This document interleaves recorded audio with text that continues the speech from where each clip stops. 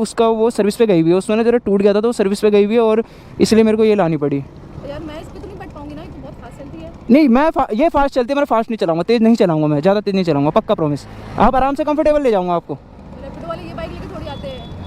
रैपिडो वाले नहीं आते, मैं खुद लेके नहीं जाता, बट वो बाइक सर्विस पे गई है, अब क्या कर सकता हूँ। फास्ट में चलाना, ठीक है। हाँ मैं तेज़ नहीं चलाऊंगा, आप चिंता मत करो, आराम से ही चलाऊंगा पक्का। OTP बता दो मुझे। तो गाइस OTP लेते हैं, देन अपनी राइड यहाँ से स्टार्ट।